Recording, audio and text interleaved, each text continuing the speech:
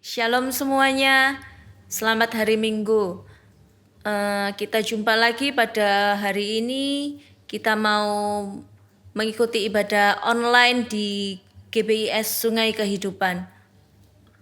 Saya berharap kita semua selalu dalam perlindungan Tuhan dan kita semua dalam keadaan sehat. Sebelum kita mulai ibadah online ini, mari kita masuk ke dalam doa.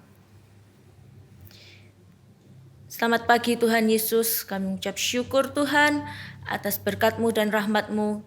Kami boleh kembali bersama-sama untuk melakukan ibadah online bersama GBIS Sungai Kehidupan.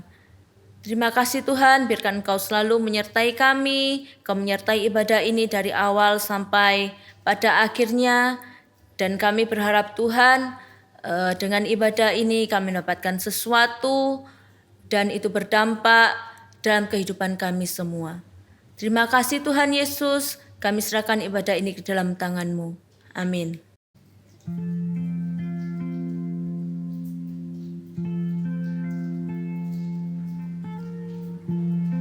Saudara-saudara, dalam kehidupan ini, mungkin kita sudah merasakan pasang surutnya kehidupan. Sering kita merasa kalau gak ada masalah, semuanya baik-baik saja. Tapi tiba-tiba ketika masalah itu datang, kita merasa kecewa. Misalnya ketika ada seseorang yang diambil oleh Tuhan, kadang kita protes ke Tuhan. Kenapa Tuhan? Atau ketika ada masalah itu datang dalam kehidupan, dalam pekerjaan kita. Kok bisa begini Tuhan? Apa salahku? Namun di sini kita harus sadar, siapa pemilik dunia itu? Dan kita ini siapa? Kita cuman hamba yang harus setia. Setia sampai kapan? Sampai kita kembali ke rumah Bapa. Ada waktu datang, ada waktu pergi.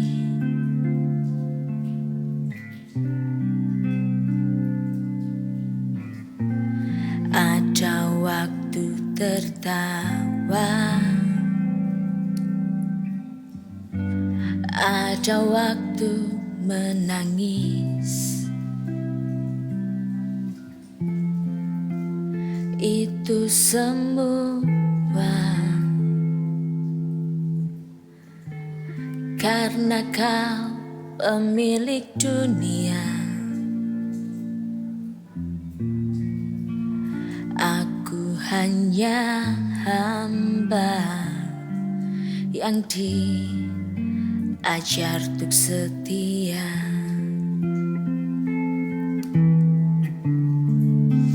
Aku hanyalah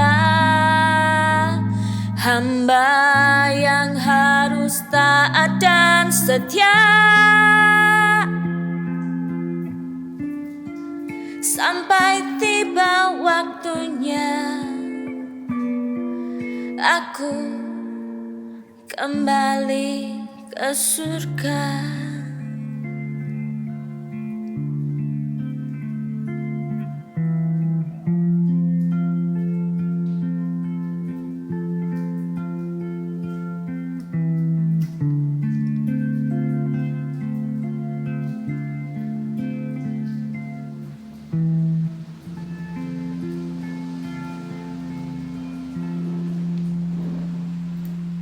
Ada waktu datang, ada waktu pergi.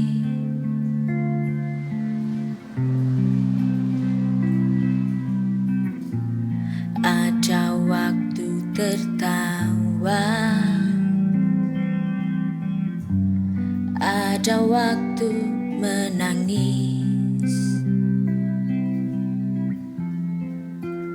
itu semua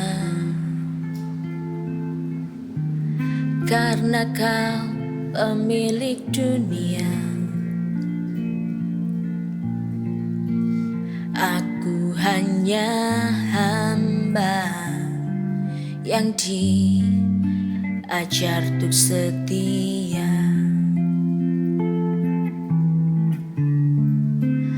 Aku hanyalah hamba yang harus taat dan setia sampai tiba waktunya aku kembali ke surga. Aku hanyalah hamba yang harus taat dan setia sampai tiba waktunya aku kembali ke surga. Sampai tiba waktunya aku kembali ke surga.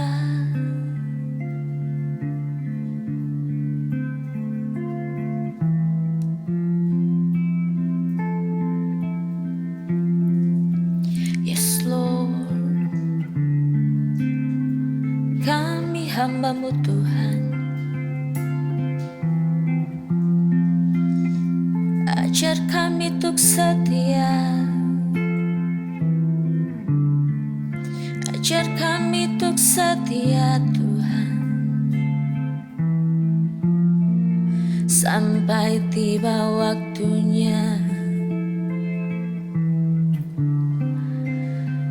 kami kembali ke rumah-Mu Tuhan.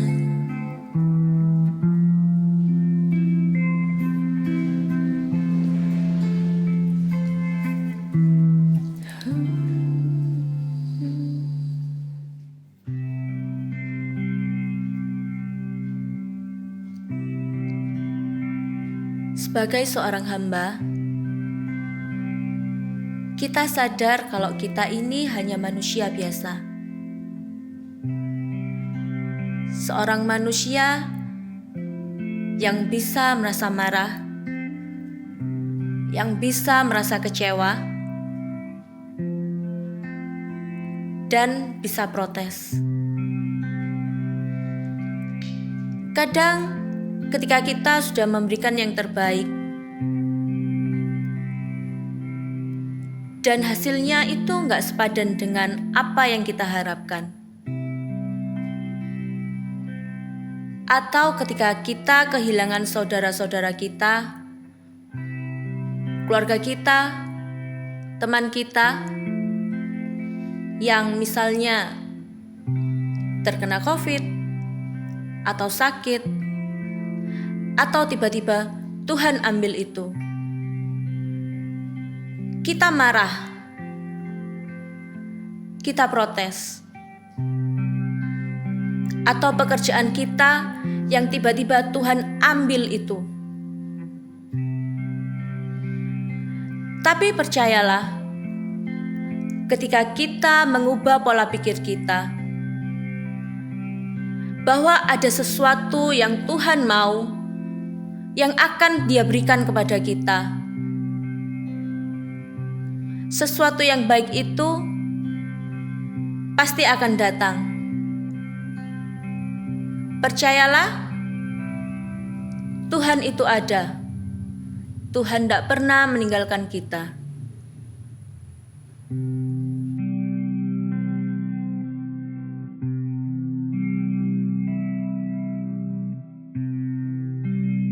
Terasa gelisah, terasa berat,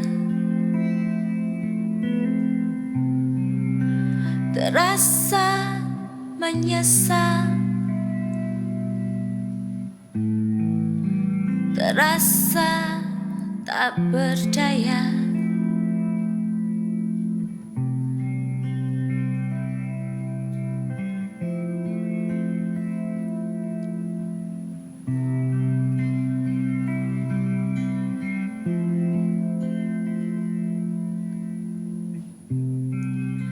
Terasa gelisah,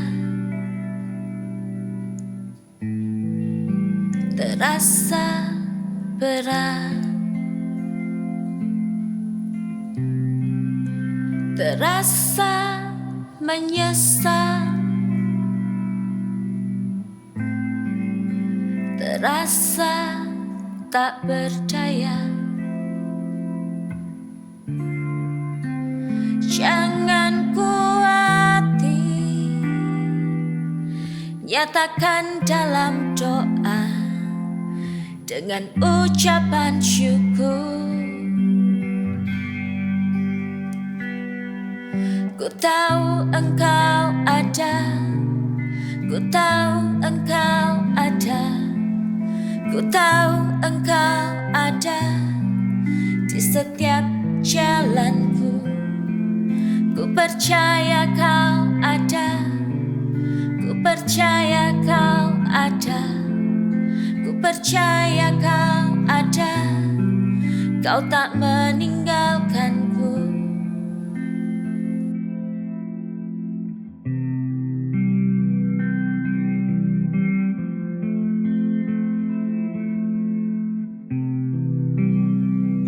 Dalam Filipi 4 ayat 6-7. Di sini ditulis, janganlah hendaknya kamu khawatir tentang apapun juga, tetapi nyatakanlah dalam segala hal keinginanmu kepada Allah dalam doa dan permohonan dengan ucapan syukur. Damai sejahtera Allah yang melampaui segala akal akan memelihara hati dan pikiranmu dalam Kristus Yesus.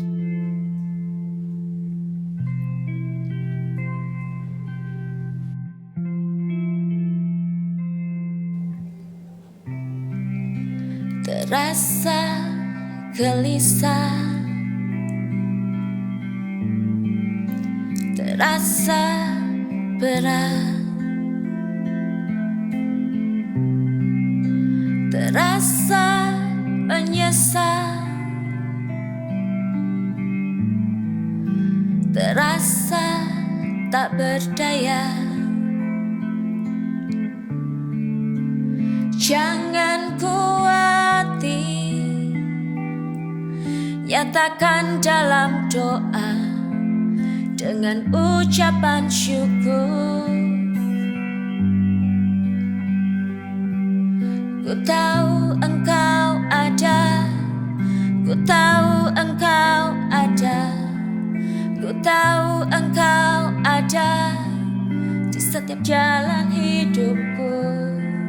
Ku percaya Kau ada, ku percaya Kau ada, ku percaya Kau ada, Kau tak meninggalkanku.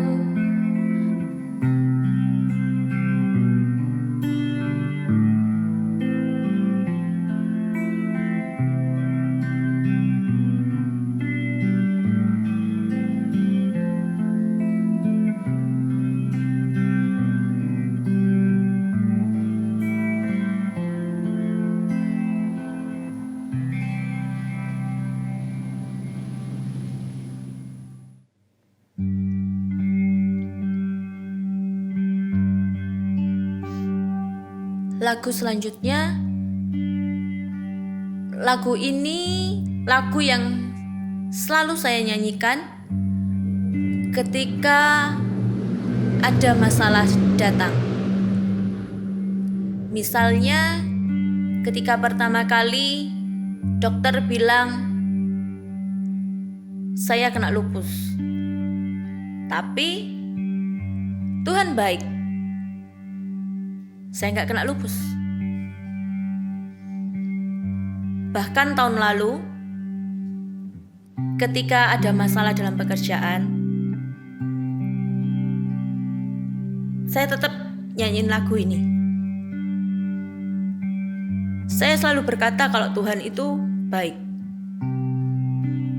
Karena saya tahu setelah masalah ini selesai, ada sesuatu yang indah yang Tuhan siapkan untuk saya, untuk suami saya,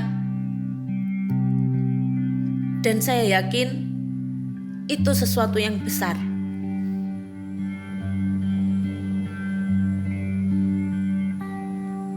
Apapun yang terjadi di dalam hidupku, selalu ku berkata, Tuhan Yesus baik.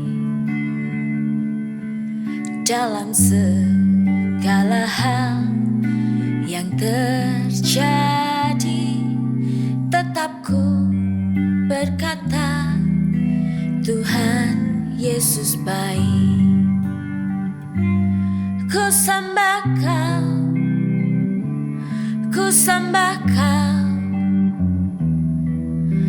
tak dapat ku membalas kasih-Mu. Ku sembah Kau,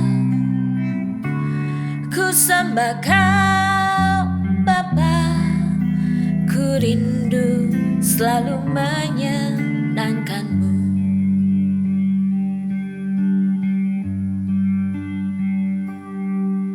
Apapun yang terjadi di dalam hidupku, selalu ku berkata, Tuhan Yesus baik. Dalam segala hal yang terjadi, tetap ku berkata, Tuhan Yesus baik. Ku sembah Kau, ku sembah Kau, tak dapat ku membalas kasih-Mu. Ku sembah Kau, ku sembah Kau, Bapa. Ku rindu selalu menyenangkan-Mu. Ku sembah Kau, ku sembah Kau, tak dapat ku membalas kasih-Mu. Ku sembah Kau, ku sembah Kau, Bapa. Ku rindu selalu menyenangkan-Mu. Ku rindu selalu menyenangkan-Mu. Ku rindu selalu menyenangkan-Mu.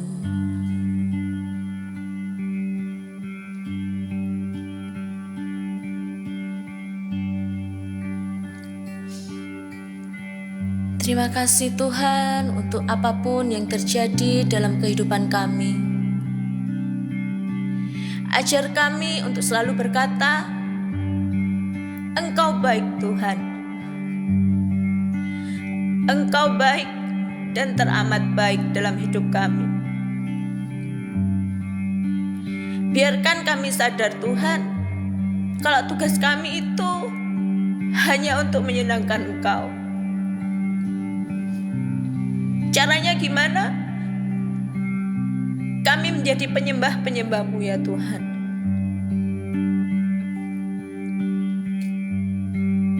Kami percaya Tuhan, apapun yang terjadi dalam hidup kami saat ini,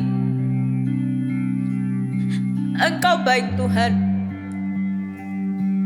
Ke depan kami pasti mendapatkan sesuatu yang indah Tuhan. Seperti pelangi sehabis hujan. Indah Tuhan. Dan kami yakini itu di dalam nama Tuhan Yesus. kasih Tuhan.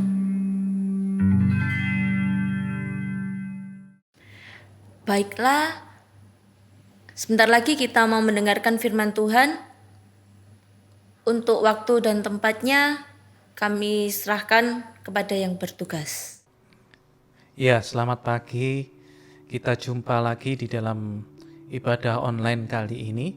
Saya mengucapkan terima kasih buat kesempatan yang sudah diberikan kepada saya untuk berbagi ya tentang apa yang saya pelajari, apa yang saya dapatkan dari tema tahun ini, yaitu Resetting at One.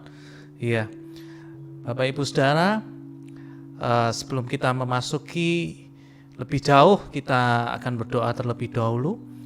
Kami mengucap syukur Bapa buat pagi hari ini, buat kesempatan untuk kami boleh belajar tentang kebenaran-Mu, dan kami boleh semakin dalam kami mengenal setiap kehendak-Mu, dan hidup kami semakin diperbarui dan dikuatkan Tuhan di dalam pengertian akan kebenaran-Mu Tuhan. Terima kasih, mari Roh Kudus Engkau memimpin setiap apa yang kami sampaikan, apa yang kami dengar Tuhan. Semuanya biarlah Roh Kudus menginspirasi setiap kami, dan itu akan menjadi kekuatan di dalam hidup kami dan kuasa yang mengubahkan dalam hidup kami. Terima kasih Bapa, di dalam nama Tuhan Yesus mengucap syukur berdoa. Amin. Ya, Bapak Ibu Saudara, di dalam kita memasuki masa-masa seperti ini, ada banyak hal yang selama ini tidak pernah kita duga kita harus mengalaminya. Dan tentunya itu sangat mempunyai dampak yang besar di dalam kehidupan kita. Dan ada banyak berita, ada banyak kabar yang mengatakan bahwa ada banyak orang yang tidak siap di dalam menghadapi satu perubahan demi perubahan yang terjadi saat ini. Karena kita merasa hari-hari ini kita betul-betul dipaksa untuk berubah, dan kita harus menikmati itu, kita harus menghadapi itu, dan kita harus siap untuk mengalaminya. Setiap perubahan, setiap hal-hal yang baru, ya tentunya itu membuat kita tidak enak, tidak nyaman, dan kita merasa kenyamanan kita ini terganggu, ya, dari bidang pekerjaan, dari bidang pendidikan, dari bidang kejemaatan ya seperti kita ini ya, ibadah setiap minggunya kita tidak bisa kumpul lagi ya di dalam gedung, tapi kita harus ibadah di rumah lewat online ya. Rasanya kita ini melakukan sesuatu yang tidak biasanya ya. Kita melakukan sesuatu yang harus kita mulai dengan sesuatu usaha yang besar untuk kita membiasakannya. Dan tentunya itu sangat berat buat kita ya. Yang tua-tua ini jarang megang gadget ya, akhirnya harus pegang gadget ya, dan dia harus beradaptasi dengan teknologi, dan itu sangat membuat tidak nyaman ya kan. Orang tua yang biasanya di rumah bisa kerja dengan enak ya, tanpa diganggu anak-anak bisa sekolah, tapi hari-hari ini anak-anak di rumah semua, sepertinya itu menjadi beban tersendiri. Nah, tapi berbahagialah orang yang bisa mengatasi hal-hal seperti ini. Ya, Bapak Ibu Saudara, di dalam kehidupan ini ada banyak hal yang membawa kita kepada sesuatu yang baru, di mana kita harus menjalaninya dan memulai suatu kehidupan atau cara hidup yang baru di dalamnya. Dan pagi ini saya mau membagikan bahwa satu faktor penting di dalam kita memasuki satu perubahan, sesuatu yang baru, itu adalah faktor iman ya, iman. Nah, pagi hari ini saya ingin berbagi dari apa yang saya dapatkan. Saya ingin kita sama-sama belajar juga pagi hari ini.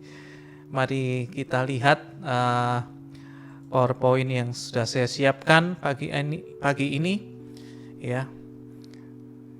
Saudara bisa perhatikan dengan baik. Ya, jadi pembahasan saya pagi hari ini kita sudah siap di dalam PowerPoint-nya, ya, menyongsong atau menghadapi permulaan baru.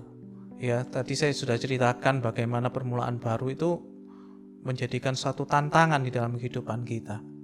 Tapi satu hal bahwa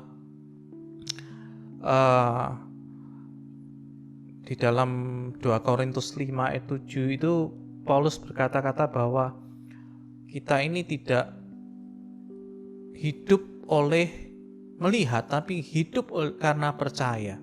Ya, for we walk by faith, ya, not by sight, ya. Jadi Bapak Ibu Saudara, tentunya kita sebagai orang percaya mesti terbiasa dengan hal-hal yang baru, hal-hal yang tiba-tiba datang di dalam kehidupan kita dan kita belajar untuk melewatinya.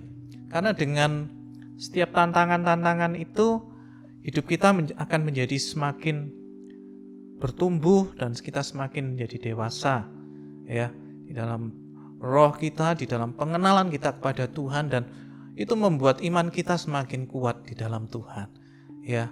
Nah, saya kasih gambar biji sesawi. Saudara ingat bahwa biji sesawi dilambangkan oleh Tuhan Yesus. Jikalau kamu mempunyai iman sebesar biji sesawi aja, kamu bisa memindahkan gunung. Wah, itu sesuatu yang luar biasa. Dan di dalam Ibrani 11 itu ayat 1 dikatakan bahwa iman itu adalah dasar dari apa yang kita harapkan dan bukti dari apa yang tidak kita lihat, ya. Iman, ya, biji sesawi ini yang kecil, ya, seperti biji sesawi yang kecil ini itu memberikan satu dampak di mana biji sesawi yang kecil ini bisa menjadi pohon yang begitu besar. Ya, dikatakan di sana menjadi tempat perlindungan bagi banyak burung-burung, kan. Nah, saudara, ada satu substance, ada satu dasar di mana hal yang besar itu terjadi karena sesuatu yang sangat sederhana, sangat kecil, ya. Dan bukti dari apa yang tidak kita lihat. Saudara, saya kasih gambar ini seorang teknik sipil mungkin, ya, atau arsitek gitu, ya.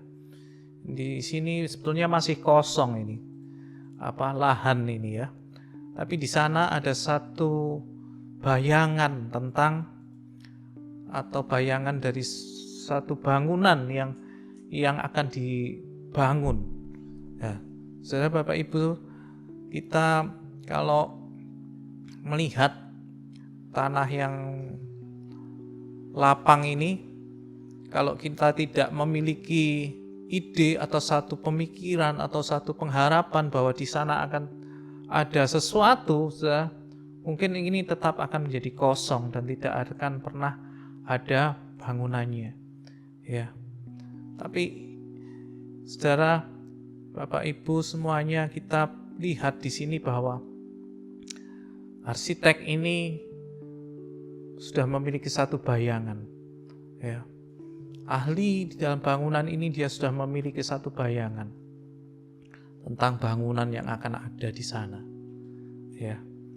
Dan seperti itulah iman yang menjadi bukti dari apa yang tidak kita lihat, ya, dari yang tidak ada menjadi ada, ya. Karena seorang merancangnya, karena seorang percaya bahwa di sana bisa dan mampu untuk dibangun gedung itu, ya. Oke. Jadi Seperti itu.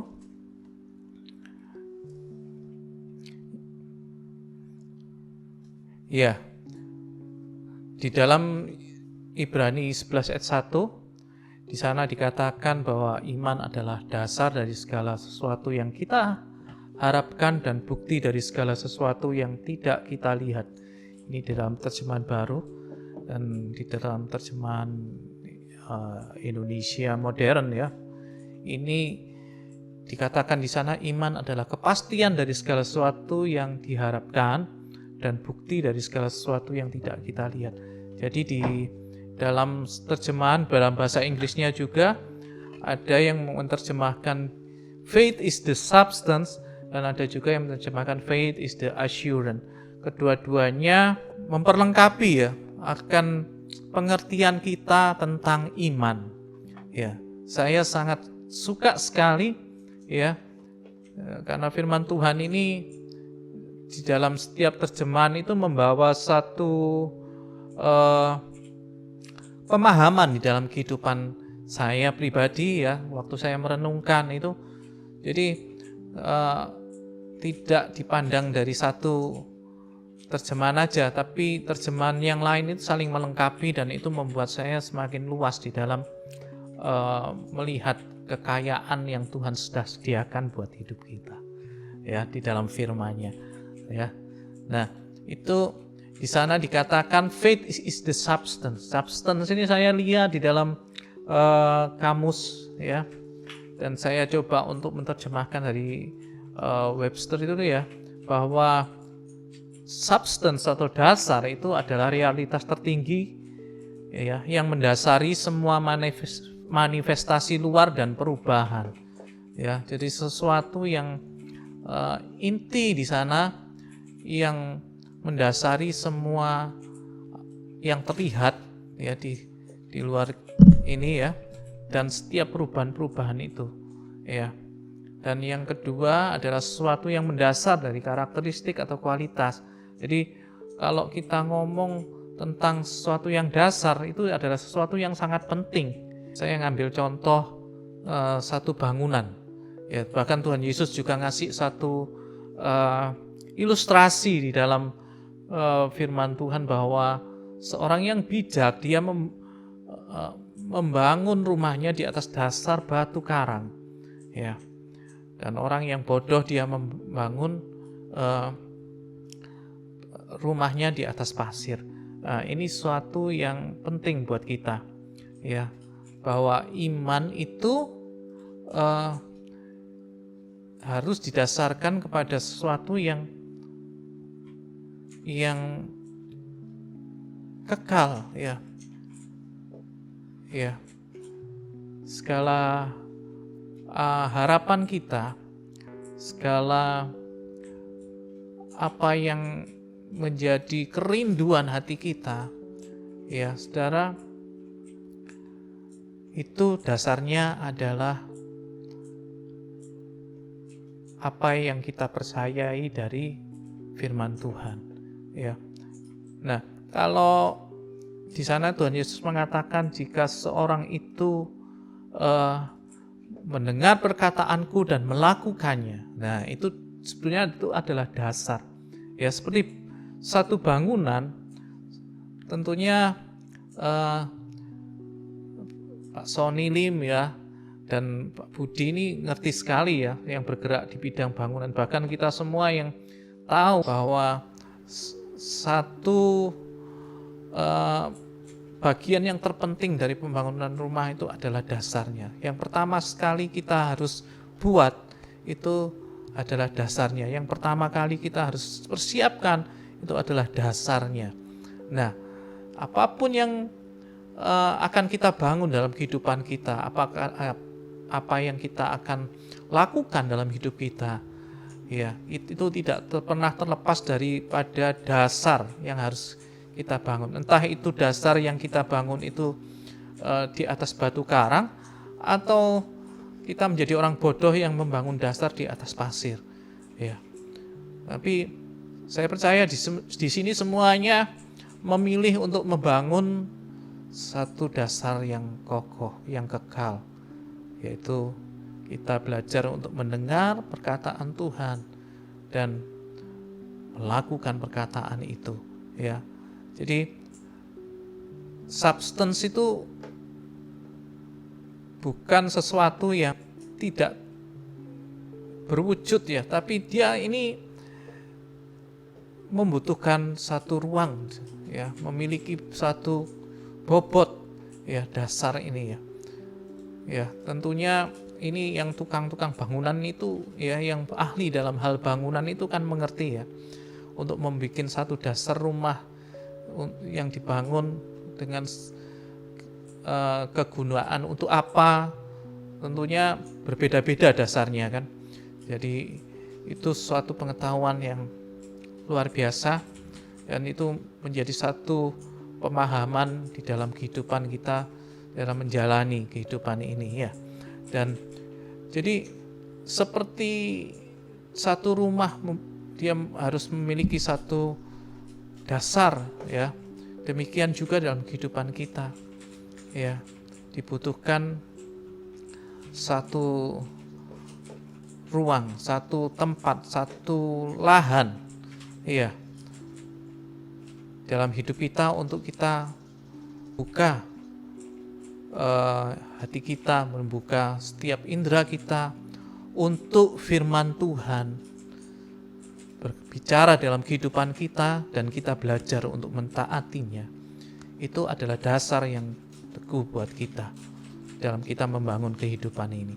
Dan yang kedua adalah faith is the assurance atau jaminan, ya. Itu di dalam kamus dikatakan sebagai satu keyakinan atau kepercayaan, ya.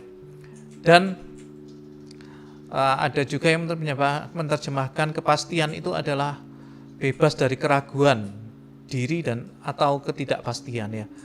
Kita sebagai anak-anak Tuhan, kita disebut sebagai orang percaya karena kita memiliki satu kepastian, kita memiliki satu kepercayaan, ya, di mana Tuhan, ya, ada, dan Tuhan itu menyediakan segala yang baik bagi kehidupan kita karena Dia menyebut dirinya sebagai Bapa, ya, buat kita. Itu sebagai dasar yang kuat buat kita untuk kita mempercayai setiap janji-janji Tuhan di dalam kehidupan kita, ya. Ayo kita lanjut lagi, ya. Di dalam Ibrani 11 ayat 6 dikatakan di sana bahwa tanpa iman tidak mungkin berkenan kepada Allah. Ini firman Tuhan yang mengatakan ini. Dan di dalam Ibrani 11 itu ada banyak daftar pahlawan-pahlawan iman, dan kita lihat bahwa dikatakan di sana bahwa Habel, ya, karena iman Habel telah mempersembahkan kepada Allah korban yang lebih baik daripada korban Kain. Dengan jalan itu ia memperoleh kesaksian kepadanya, ya, bahwa ia benar, ya, ia benar, ya, karena Allah berkenan, ya, akan persembahannya itu, dan karena iman ia masih berbicara sudah ia mati. Kemudian Henokh, ya, karena iman Henokh terangkat supaya ia tidak mengalami kematian, dan ia tidak ditemukan karena Allah telah mengangkatnya. Sebab sebelum ia terangkat, ia memperoleh kesaksian bahwa ia berkenan kepada Allah, ya. Tidak ada satu jalan lain untuk hidup kita berkenan kepada Allah selain kita ini hidup di dalam iman, ya. Amin, Bapak Ibu Saudara, ya. Oleh sebab itu mari kita bangun, ya, dasar hidup kita ini di atas dasar yang benar, yaitu di dalam iman kita terhadap firman Tuhan, ya, dan keyakinan yang teguh kepada Dia, ya. Dan selanjutnya ini tanpa iman tidak akan ada permulaan yang baru. Saya membayangkan, ya, kalau kita semua ini seperti Nuh waktu itu, ya, salah satu yang berkenan di hati Tuhan. Ya. Dan saat itu Nuh oleh Tuhan tiba-tiba disuruh bikin kapal. Ya, bahkan bikinnya itu selama ini mungkin dia belum pernah melihat satu perairan gitu ya. Dan dia membuat kapal itu begitu besar. Dan saya percaya sesuatu yang tidak mudah bagi Nuh juga untuk memulai membangun bahtera itu. Ya. Dan sepertinya ada banyak orang yang berpikir bahwa Nuh ini orang aneh ya, orang yang kurang kerjaan atau gimana ya. Tapi Nuh begitu taat kepada Tuhan dan dia melakukan apa yang Tuhan sedang perintahkan kepada Nuh. Ya. Dan Nuh akhirnya mengalami sesuatu yang baru di dalam kehidupannya. Dan melalui keturunannya itu kan muncul kan generasi-generasi yang baru ya. Setelah air bah itu kan tidak ada orang lain selain daripada keturunan daripada Nuh. Dan dia memulai sesuatu yang baru di bumi ini kan ya. Dan dari keturunan Nuh ini muncul banyak bangsa-bangsa juga di dunia ini ya. Walaupun dia tidak seperti Abraham ya, yang dipanggil sebagai bapak dari segala banyak bangsa ya. Tapi Nuh ini juga memulai suatu generasi yang baru sebetulnya ya. Dan Abraham dia waktu disuruh keluar oleh Tuhan dari Mesopotamia ya, dan menuju satu tanah yang tidak pernah dia lihat, tidak pernah dia impikan, tapi dia disuruh Tuhan pergi dari tempat asalnya dan dia menuju satu tanah yang menjadi warisnya nanti ya, menjadi tanah perjanjiannya yang menjadi miliknya itu ya. Nah, itu sesuatu yang tidak pernah terpikirkan oleh Abraham karena dia belum melihat tanah yang diwariskan, diberikan, dijanjikan olehnya ya, bahwa itu adalah miliknya. Itu menjadi sesuatu hal yang baru. Tapi karena iman dan ketaatannya, Abraham memasuki sesuatu yang baru walaupun dia belum lihat, tidak tahu apa-apa ya. Dan dia memiliki satu yang langkah iman untuk masuk ke dalam sesuatu yang baru. Seperti halnya tadi Nuh juga, dia memiliki satu iman untuk dia bisa masuk ke dalam satu keberadaan yang baru. Wah, ya. Oleh sebab itu, Bapak Ibu Saudara, di dalam menghadapi masa yang sukar ini, masa pandemi ini yang mengubah banyak perilaku kita ya. Saudara belajar untuk kita memiliki iman bahwa di dalam masa yang baru ini Tuhan sediakan sesuatu yang baru ya. Karena saudara, tanpa iman ya, kita tidak pernah memasuki sesuatu yang baru ya. Dan kita inginnya tetap kepingin, kita tidak siap untuk menghadapi perubahan, akhirnya kepingin kembali lagi ke yang lama ya, kepingin kembali lagi yang lama. Nah, kalau kita memiliki satu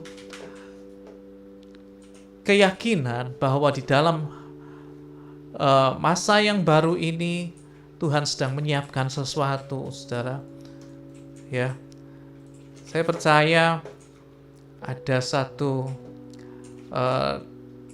dampak yang lebih baik buat kita daripada kita mengeluh, ya.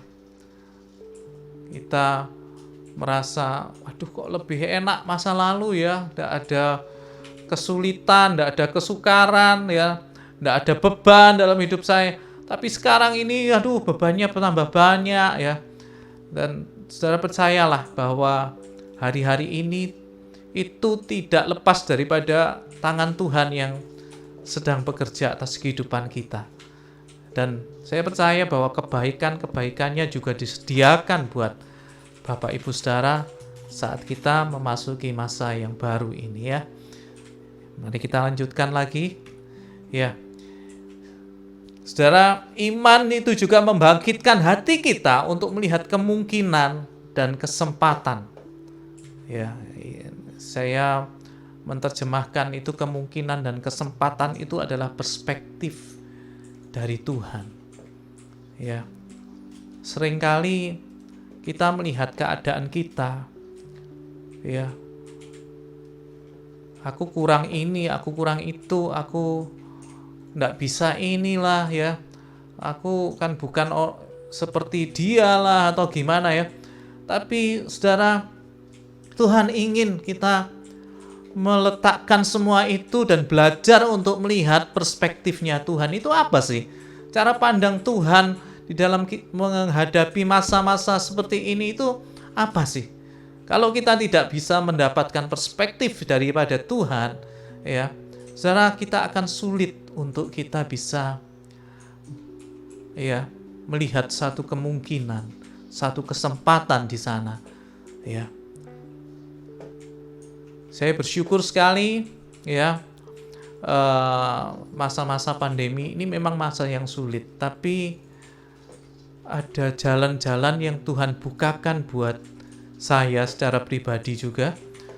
Ada masalah-masalah yang begitu rumit di dalam kehidupan saya, yang di dalam masa pandemi ini akhirnya bisa bebannya itu bisa berkurang begitu banyak. Ya, saya melihat satu kesempatan dan satu kemungkinan yang terjadi di sana, dan akhirnya saya mau melangkah, ya, dan itu membuat saya ini tanpa pernah terpikirkan, ya, saya coba belajar untuk taat, saya belajar untuk percaya, dan tanpa pernah terpikirkan bahwa saya mendapatkan satu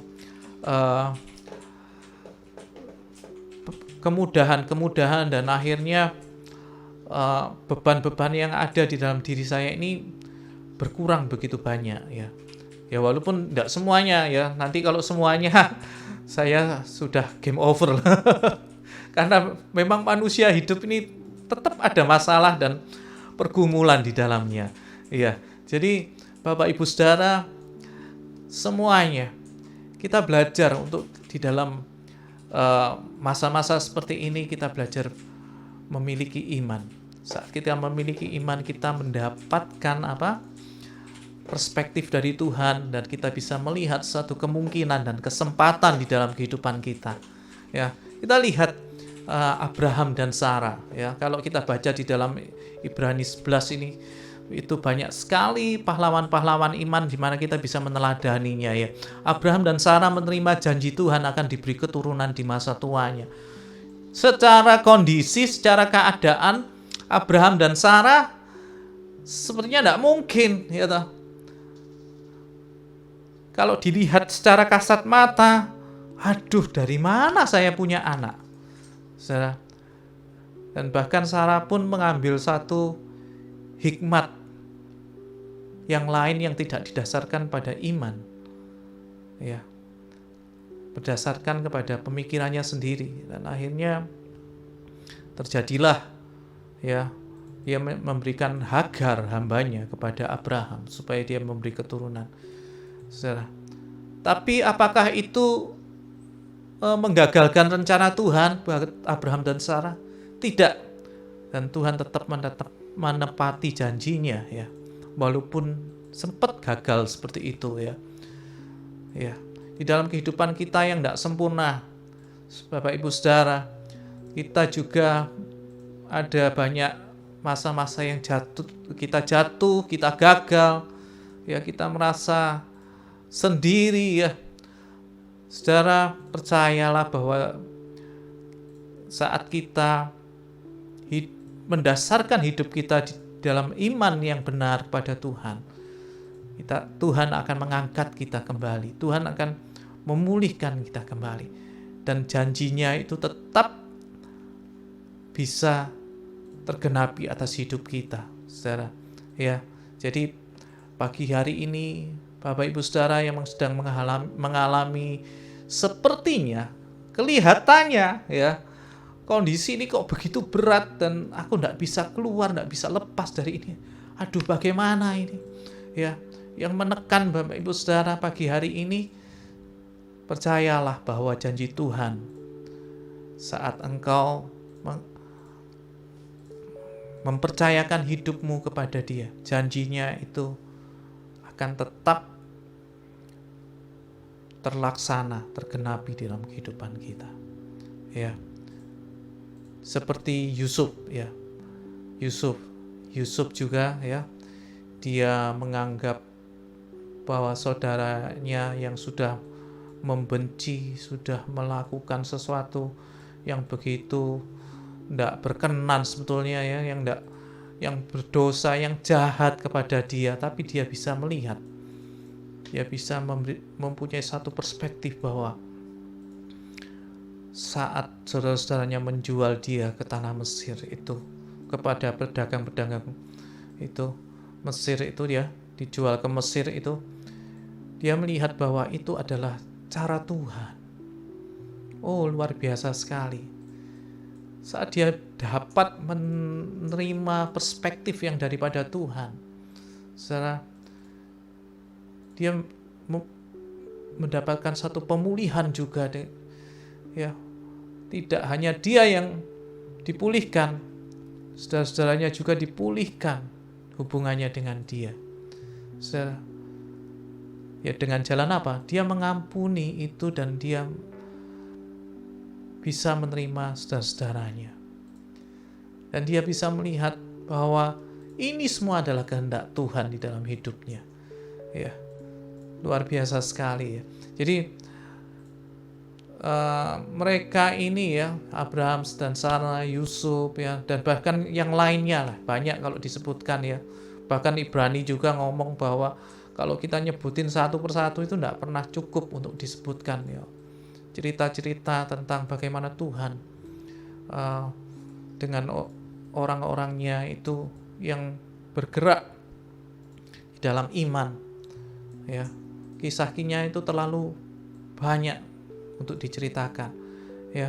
Mereka ini melalui proses yang panjang dan berat. Saya katakan seperti ini ya, iman itu tidak membuat segala sesuatu menjadi mudah, tapi iman membuat semuanya itu menjadi mungkin. Nah, setelah hal yang berat ya, bukan berarti kita ditinggalkan Tuhan. Sepertinya Tuhan tidak bekerja dalam kehidupan kita ya. Hal yang berat tetap menjadi bagian dalam kehidupan kita. Dan di dalam masa-masa yang berat itu, saudara percaya bahwa Tuhan sedang melakukan sesuatu dalam hidup kita. Ya. Di masa yang berat, Tuhan tidak membiarkan kita, tapi Dia ada beserta kita. Ya, jika kita membiarkan hidup kita, mempercayakan hidup kita di dalam tuntunan dan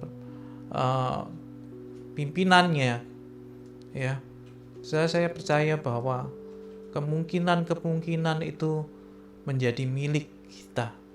Ya, ada satu kesempatan besar yang terjadi dalam kehidupan kita pada saatnya. Ya, jadi kita janganlah mudah untuk menyerah ya, karena iman itu tidak membuat kita ini hidup menjadi lebih mudah ya, tapi iman itu membuat kita ini mungkin untuk melakukan segala perkara yang kita hadapi, melewati semua yang kita hadapi saat ini, ya.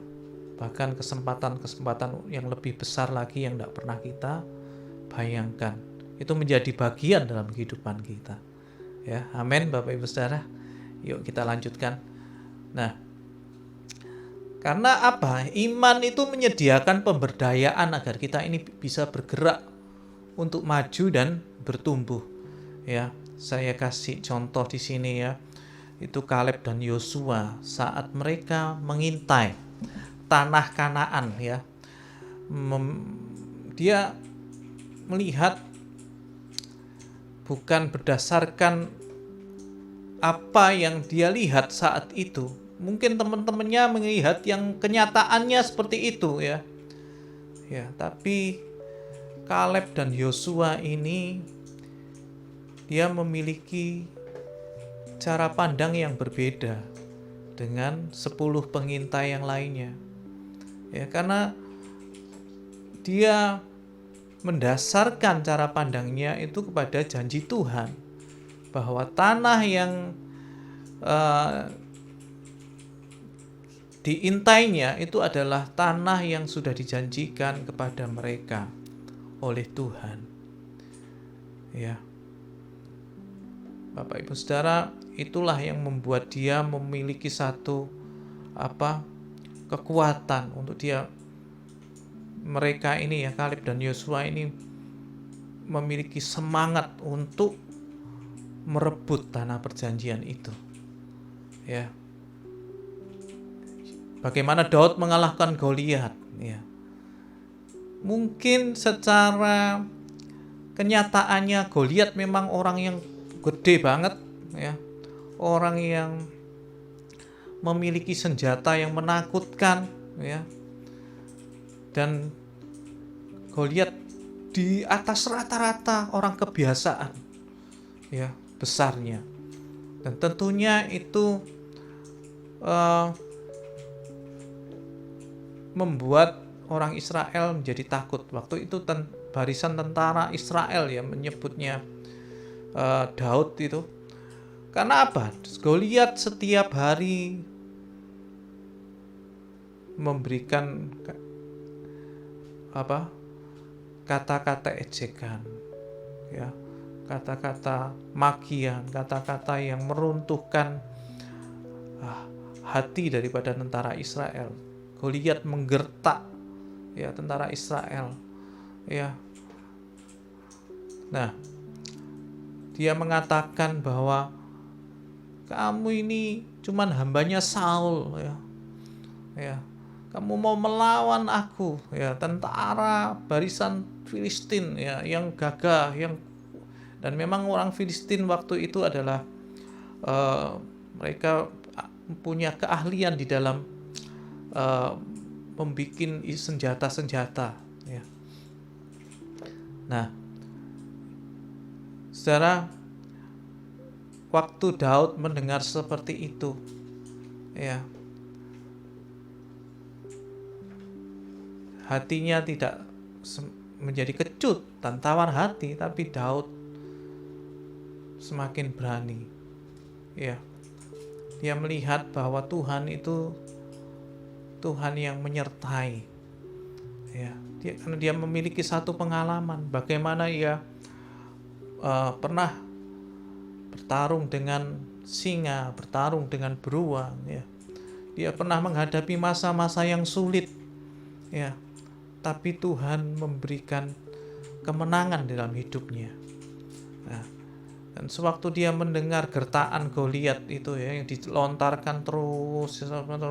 Kalau kita baca di dalam 1 Samuel 17 itu 40 hari 40 malam itu, ya, perkataan-perkataan Goliat itu sangat membuat ciut hati daripada tentara Israel. Tetapi waktu itu Daud tidak mendasarkan dirinya, ya, kepada apa yang dia dengar, apa yang dia lihat, ya, tapi dia mendasarkan dari apa yang sudah dia yakini dan percayai di dalam hidupnya, bahwa Tuhan Allah Israel yang Maha Kuasa itu yang menyertai dia saat dia mengembalakan domba-dombanya waktu diserang oleh beruang dan singa itu, dia bisa mengalahkannya dan dia punya keyakinan bahwa dia bisa mengalahkan Goliat. Ya.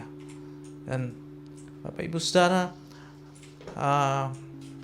memang keadaan, kondisi, berita yang kita dengar itu mungkin ada benarnya ya, secara kasat mata, secara kenyataannya, realitasnya itu seperti itu.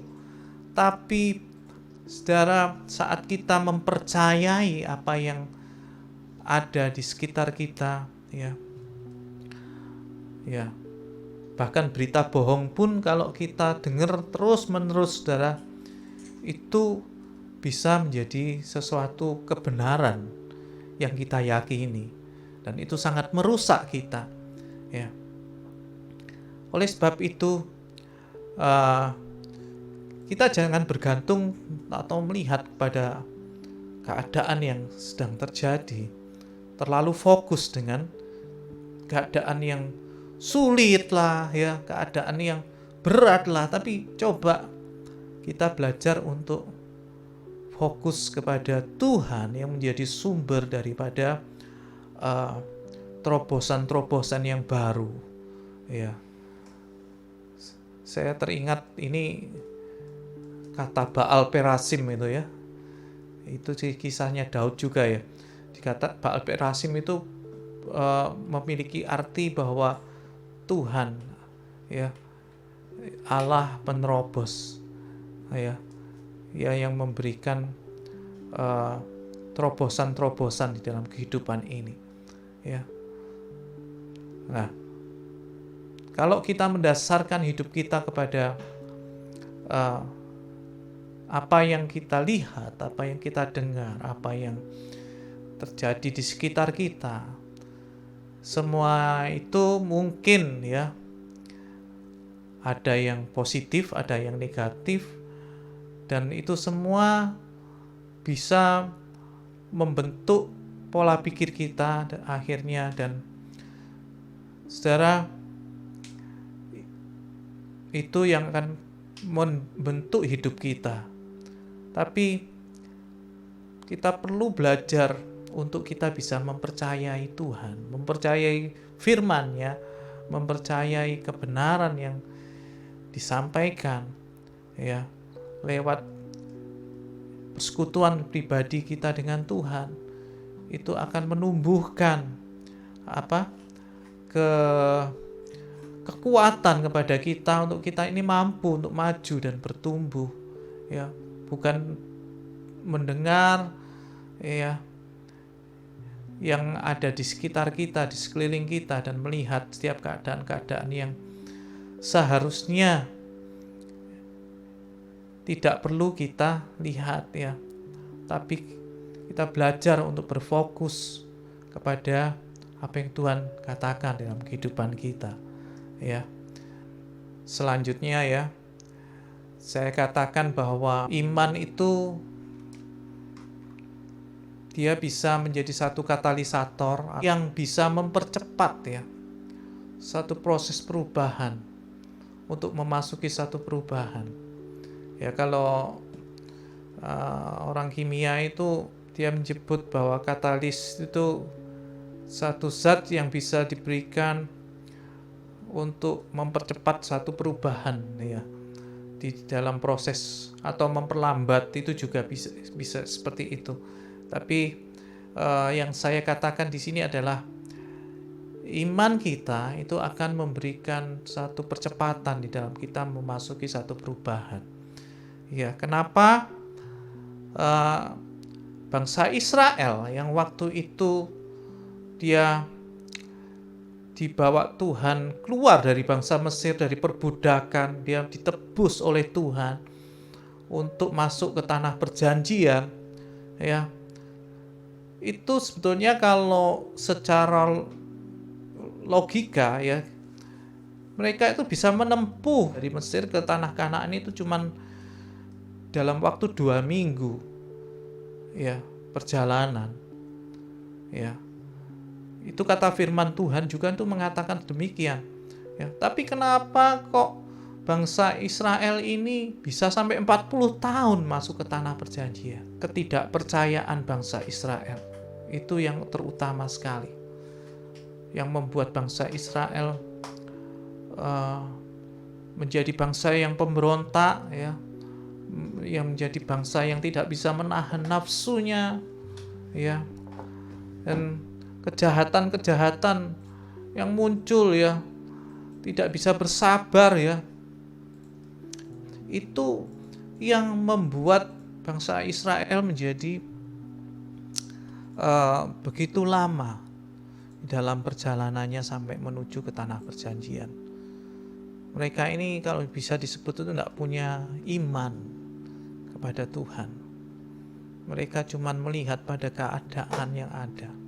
Mereka cuma bisa bersungut-sungut, ya. Dan akhirnya Tuhan perlu membentuk kehidupan mereka. Roma 5 ayat 2-4 itu saya baca di dalam firman Allah yang hidup, ya. Paulus mengajarkan suatu siklus di dalam kehidupan ini. Itu yang akan membuat kita ini semakin hari semakin kuat di dalam iman dan pengharapan kita. Ya. Saya menyebutnya ini sebagai suatu siklus pengharapan, ya. Ya, jadi saya bacakan, ya, Bapak Ibu Saudara. Karena iman ia telah memberi kita kedudukan yang terhormat seperti sekarang ini, dan dengan penuh kepercayaan serta sukacita kita berharap, ya, akan menjadi seperti yang dikehendaki oleh Allah. Ya, kita punya satu pengharapan, ya, untuk menjadi seperti yang dikehendaki oleh Allah. Tentunya kita sebagai orang-orang percaya, kita memiliki satu pengharapan, ya, untuk menjadi seperti yang dikehendaki oleh Tuhan, kan, ya. Dan 3 yang selanjutnya, demikian juga kita dapat bersukacita pada waktu kita mengalami kesulitan dan cobaan.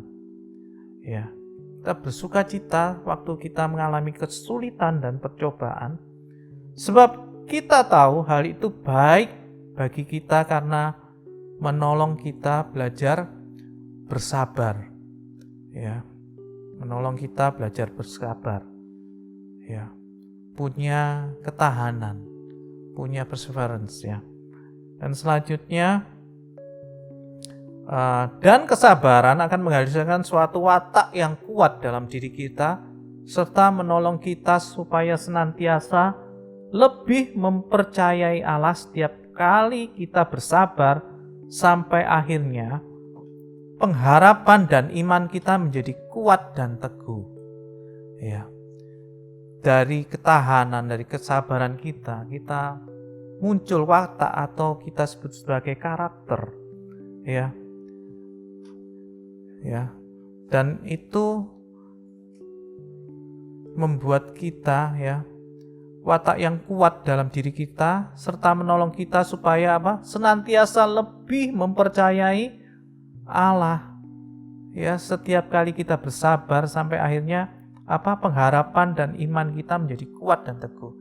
Nah, proses ini itu adalah proses yang selalu kita alami. Tentunya di dalam setiap bidang-bidang kehidupan kita ada satu harapan yang kita inginkan kita capai di sana, kan, ya. Dan di dalam pencapaian akan pengharapan itu kita seringkali menghadapi satu kesulitan, dan itu membuat kita menderita, kita mengalami penderitaan di sana, ya. Nah, saat di dalam penderitaan ini, Bapak Ibu Saudara, bagaimana respon kita tentang penderitaan ini itu sangat mempengaruhi kita. Di dalam kita memiliki apa? Satu ketahanan, satu kesabaran di sana. Ya. Oleh sebab itu, saat kita menghadapi masa yang sulit, kita menderita di sana, kita belajar untuk kita memiliki cara pandangnya Tuhan dengan betul di dalam menghadapi masa yang sulit ini. Ya, bisa saja ya, masa yang sulit ini akan membuat kita stuck. Ya, penderitaan ini bisa membuat kita stuck karena kita tidak tahu, karena kita tidak memiliki cara pandang Tuhan di dalam menghadapi penderitaan ini. Ya, apa maksud Tuhan dari kita mengalami penderitaan ini? Ya, sehingga kita seringkali tidak pernah melihat bahwa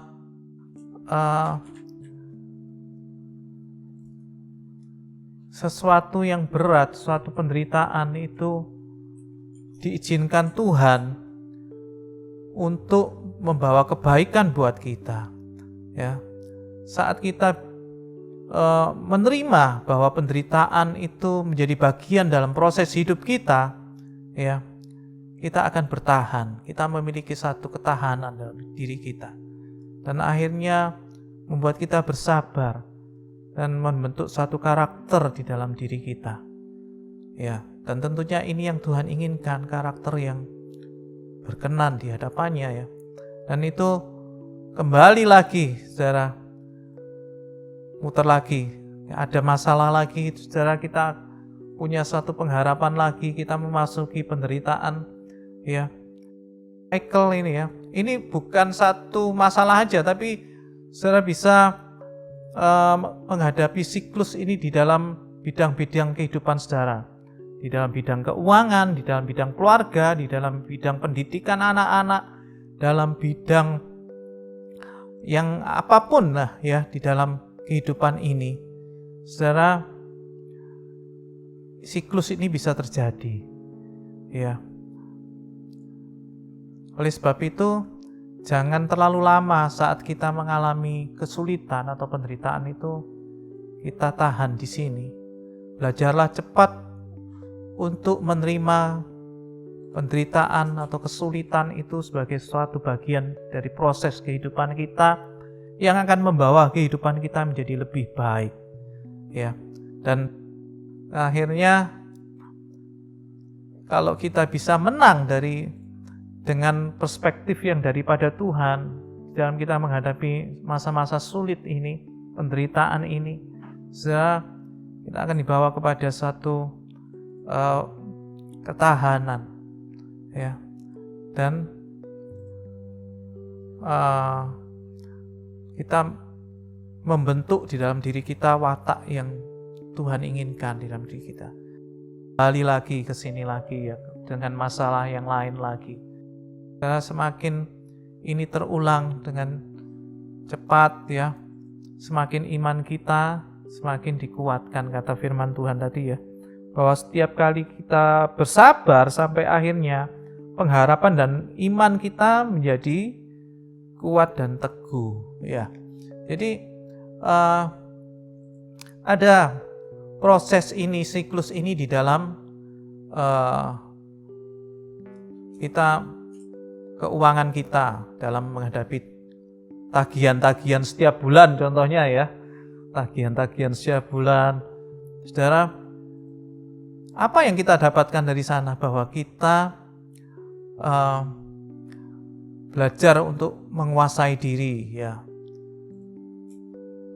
dan itu menjadi satu karakter yang baik, penguasaan diri. Ya, menderita sih, karena apa? Kita harus menahan keinginan-keinginan kita, ya. Ada di dalam hal hubungan, ya, dalam pendidikan terhadap anak-anak, parenting, yang mungkin sehari-hari ini sangat terbebani, ya, karena anak-anak pada di rumah semua, gitu, ya. Mungkin kita ketemu setiap hari dan kita perlu belajar untuk menyesuaikan diri dengan mereka yang selama ini mungkin kita lebih mudah untuk mempercayakan anak-anak kepada guru-gurunya dalam hal mengajar, tapi sekarang kita harus mengajar mereka sendiri, ya, belajar dan mengajar mereka sendiri. tahu kebutuhan-kebutuhan apa yang dibutuhkan sebetulnya oleh anak-anak ini, belajar. Ya itu memang tidak mudah, dan itu menjadi sesuatu yang membuat kita ini menderita.